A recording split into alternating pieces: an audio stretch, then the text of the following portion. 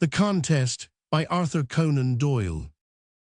In the year of our Lord, the Emperor Nero, being at that time in the 29th year of his life and the 13th of his reign, set sail for Greece with the strangest company and the most singular design that any monarch has ever entertained. With 10 galleys he went forth from Puteoli, carrying with him great stores of painted scenery and theatrical properties, together with a number of knights and senators, whom he feared to leave behind him at Rome, and who were all marked for death in the course of his wanderings. In his train he took Natus, his singing coach, Cluvius, a man with a monstrous voice who should bawl out his titles, and 1,000 trained youths who had learned to applaud in unison whenever their master sang or played in public.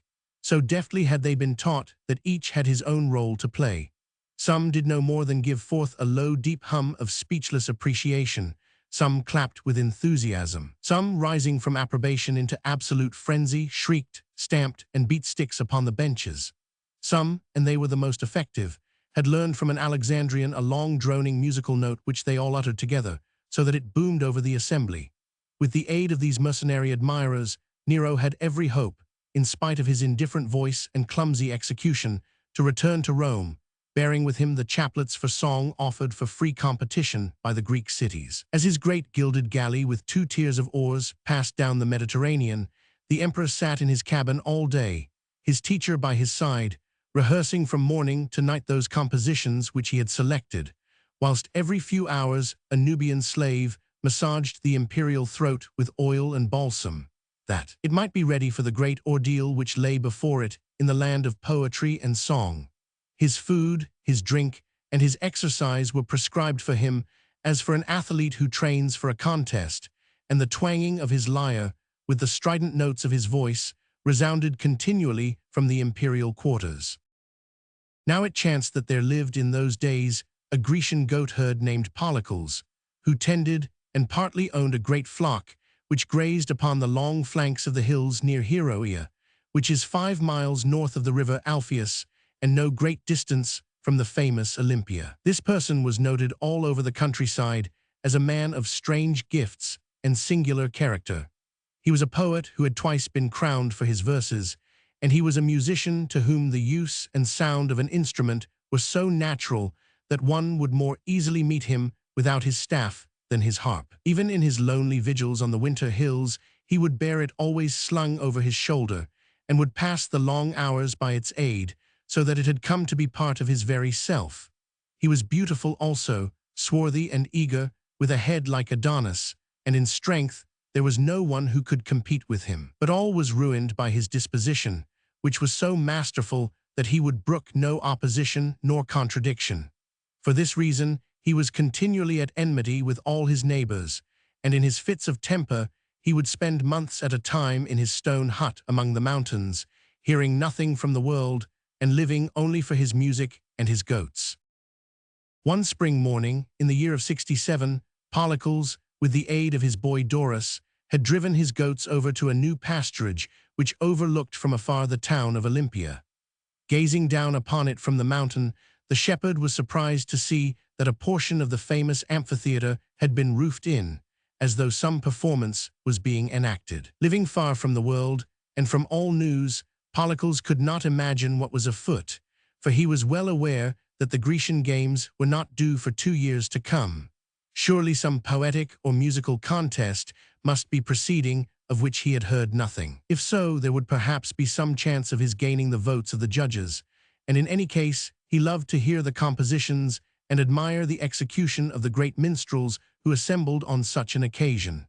Calling to Doris, therefore, he left the goats to his charge, and strode swiftly away, his harp upon his back, to see what was going forward in the town.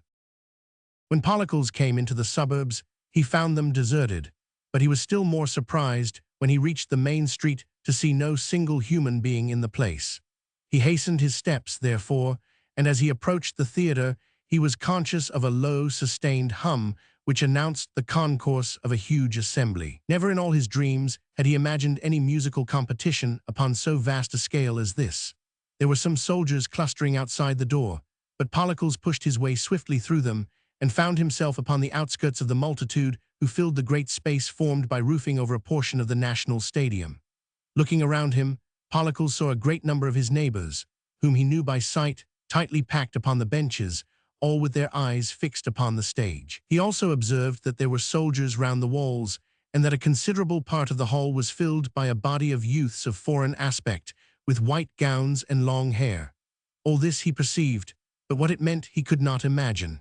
He bent over to a neighbor to ask him, but a soldier prodded him at once with the butt end of his spear and commanded him fiercely to hold his peace. The man whom he had addressed, thinking that Pollicles had demanded a seat, pressed closer to his neighbor, and so the shepherd found himself sitting at the end of the bench, which was nearest to the door. Thence he concentrated himself upon the stage, on which Metas, a well-known minstrel from Corinth and an old friend of Pollicles, was singing and playing without much encouragement from the audience. To Pollicles it seemed that Metas was having less than his due, so he applauded loudly, but he was surprised to observe that the soldiers frowned at him, and that all his neighbors regarded him with some surprise.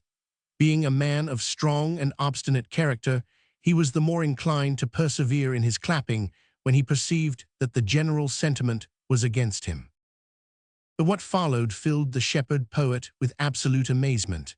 When Metas of Corinth had made his bow and withdrawn to half-hearted and perfunctory applause, there appeared upon the stage, amid the wildest enthusiasm upon the part of the audience, a most extraordinary figure. He was a short, fat man, neither old nor young, with a bull neck and a round, heavy face, which hung in creases in front like the dewlap of an ox.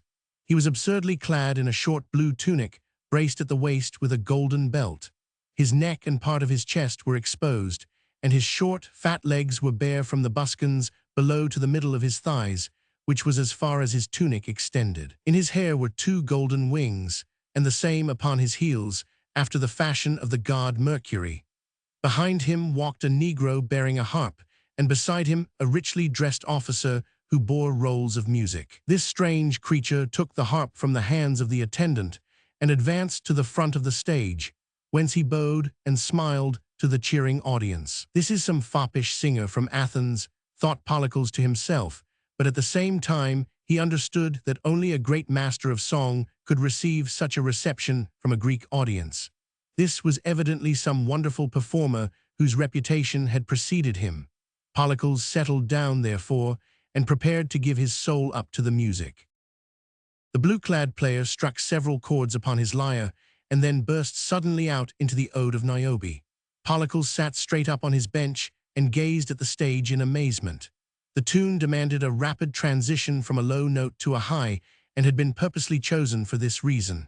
The low note was a grunting, a rumble, the deep discordant growling of an ill-conditioned dog. Then suddenly the singer threw up his face, straightened his tubby figure, rose upon his tiptoes, and with wagging head and scarlet cheeks emitted such a howl as the same dog might have given had his growl been checked by a kick from his master. All the while the lyre twanged and thrummed, sometimes in front of and sometimes behind the voice of the singer. But what amazed Pollicles most of all was the effect of this performance upon the audience. Every Greek was a trained critic, and as unsparing in his hisses as he was lavish in his applause. Many a singer far better than this absurd fop had been driven amid execration and abuse from the platform. But now, as the man stopped and wiped the abundant sweat from his fat face, the whole assembly burst into a delirium of appreciation. The shepherd held his hands to his bursting head and felt that his reason must be leaving him. It was surely a dreadful musical nightmare, and he would wake soon and laugh at the remembrance. But no, the figures were real, the faces were those of his neighbors. The cheers which resounded in his ears were indeed from an audience which filled the theater of Olympia. The whole chorus was in full blast, the hummers humming, the shouters bellowing, the tappers hard at work upon the benches, while every now and then came a musical cyclone of incomparable, divine. From the trained phalanx who intoned their applause, their united voices sweeping over the tumult as the drone of the wind dominates the roar of the sea. It was madness, insufferable madness. If this were allowed to pass, there was an end of all musical justice in Greece. Pollicles' conscience would not permit him to be still. Standing upon his bench with waving hands and upraised voice, he protested with all the strength of his lungs against the mad judgment of the audience. At first, amid the tumult, his action was hardly noticed. His voice was drowned in the universal roar, which broke out afresh at each bow and smirk from the fatuous musician. But gradually, the folk round Pollicles ceased clapping and stared at him in astonishment. The silence grew in ever-widening circles, until the whole great assembly sat mute, staring at this wild and magnificent creature who was storming at them from his perch near the door. "Fools," he cried, "what are you clapping at? What are you cheering? Is this what you call music? Is this cat-calling to earn an Olympian prize? The fellow has not a note in his voice. You are either deaf or mad, and I for one cry shame upon you for your folly." Soldiers ran to pull him down, and the whole audience was in confusion, some of the bolder cheering the sentiments of the shepherd, and others crying that he should be cast out of the building. Meanwhile, the successful singer, having handed his lyre to his Negro attendant, was inquiring from those around him on the stage as to the cause of the uproar. Finally, a herald with an enormously powerful voice stepped forward to the front and proclaimed that if the foolish person at the back of the hall, who appeared to differ from the opinion of the rest of the audience, would come forward upon the platform, he might, if he dared, exhibit his own powers, and see if he could outdo the admirable and wonderful exhibition which they had just had the privilege of hearing. Pollicles sprang readily to his feet at the challenge, and the great company making way for him to pass, he found himself a minute later standing in his unkempt garb, with his frayed and weather-beaten harp in his hand, before the expectant crowd. He stood for a moment tightening a string here and slackening another there, until his chords rang true. Then, amid a murmur of laughter and jeers from the Roman benches immediately before him, he began to sing. He had prepared no composition, but he had trained himself to improvise, singing out of his heart for the joy of the music. He told of the land of Eli's, beloved of Jupiter, in which they were gathered that day, of the great bare mountain slopes, of the swift shadows of the clouds, of the winding blue river, of the keen air of the uplands, of the chill of the evenings, and the beauties of earth and sky. It was all simple and childlike, but it went to the hearts of the Olympians, for it spoke of the land which they knew and loved. Yet when he at last dropped his hand, few of them dared to applaud, and their feeble voices were drowned by a storm of hisses and groans from his opponents. He shrank back in horror from so unusual a reception, and in an instant his blue-clad rival was in his place. If he had sung badly before, his performance now was inconceivable. His screams, his grunts, his discords, and harsh jarring cacophonies were an outrage to the very name of music, and yet every time that he paused for breath or to wipe his streaming forehead, a fresh thunder of applause came rolling back from the audience. Pollicles sank his face in his hands and prayed that he might not be insane. Then, when the dreadful performance ceased, and the uproar of admiration showed that the crown was certainly awarded to this impostor, a horror of the audience, a hatred of this race of fools, and a craving for the peace and silence of the pastures mastered every feeling in his mind. He dashed through the mass of people waiting at the wings and emerged in the open air. His old rival and friend Metas of Corinth was waiting there with an anxious face. "Quick, Pollicles, quick," he cried. "My pony is tethered behind yonder grove. A grey he is, with red trappings. Get you gone as hard as hoof will bear you, for if you are taken you will have no easy death." "No easy death? What mean you, Metas? Who is the fellow?" "Great Jupiter, did you not know? Where have you lived? It is Nero the Emperor. Never would he pardon what you have said about his voice. Quick, man, quick, or the guards will be at your heels." An hour later the shepherd was well on his way to his mountain home, and about the same time the emperor, having received the chaplet of Olympia for the incomparable excellence of his performance, was making inquiries with a frowning brow as to who the insolent person might be who had dared to utter such contemptuous criticisms. "Bring him to me here this instant," said he, "and let Marcus with his knife and branding iron be in attendance." "If it please you, great Caesar," said Arsenius Platus, the officer of attendance, "the man cannot be found, and there are some very strange rumors flying about." "Rumors?" cried the angry Nero. "What do you mean, Arsenius? I tell you that the fellow was an ignorant upstart, with the bearing of a boor and the voice of a peacock. I tell you also that there are a good many who are as guilty as he among the people, for I heard them with my own ears raise cheers for him when he had sung his ridiculous ode. I have half a mind to burn their town about their ears, so that they may remember my visit. It is not to be wondered at if he won their votes, Caesar, said the soldier, for from what I hear it would have been no disgrace had you, even you, been conquered in this conquest. I conquered? You are mad, Arsenius. What do you mean? None know him, great Caesar. He came from the mountains, and he disappeared into the mountains. You marked the wildness and strange beauty of his face. It is whispered that for once the great god Pan has condescended to measure himself against a mortal.